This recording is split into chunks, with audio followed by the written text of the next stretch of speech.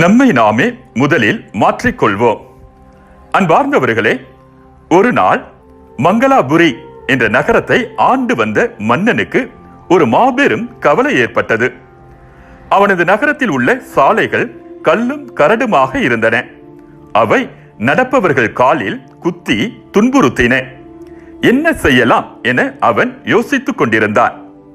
ஒரு நாள் தன்னை சந்திக்க வந்த ஒரு ஞானியிடம், எல்லா சாலைகளிலும் மாட்டுத்தோலை விரிக்க உத்தரவிடப் போகிறேன், அப்போதுதான் நடப்பதற்கு மெத்தென்று இருக்கும் என்றான் மன்னன். இது என்ன அறியாமை என்றார் ஞானி. மேலும், தேசம் முழுவதும் தோளால் போர்த்துவதை விட உங்கள் கால்களில் 2 தோல் துண்டுகளை அணிந்தால் போதுமே என்று அறிவுரை கூறினார் அவர். அதை கேட்ட மன்னன் விழிப்புணர்வு பெற்றான். அன்பார்ந்தவர்களே, உன் கடவுளாகிய ஆண்டவரின் குரலுக்கு செவி கொடு.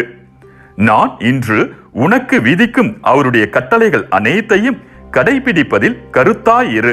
அப்போது உலகில் உள்ள மக்களினங்கள் அனைத்திற்கும் மேலாக உன் கடவுளாகிய ஆண்டவர் உன்னை உயர்த்துவார். உன் கடவுளாகிய ஆண்டவரின் குரலுக்கு செவி கொடுத்தால் இந்த ஆசைகள் எல்லாம் உன்மேல் வந்து உன்னில் நிலைக்கும். நீ நகரிலும் ஆசி பெற்றிடுவாய், வயல்வெளியிலும் ஆசி பெற்றிடுவாய்.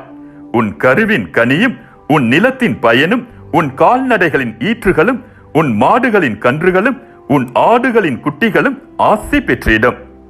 இணைச்சட்ட நூல் 28வது அதிகாரம் 1 முதல் 4 வரை உள்ள இறை வசனங்கள். உலகத்தையே நமக்கு ஏற்ப வளைக்க முயற்சிப்பதை விட நம் மனத்தை உலகுக்கு ஏற்ப வளைத்துக் கொள்ள முயற்சி செய்வோம். இந்த உலகத்தை மகிழ்ச்சியான உலகமாக மாற்றிக்கொள்ள முதலில் நம்மை மாற்றிக்கொள்வோம். உலகை மாற்ற நினைத்தால் தோல்வி அடைந்து விடுவோம்.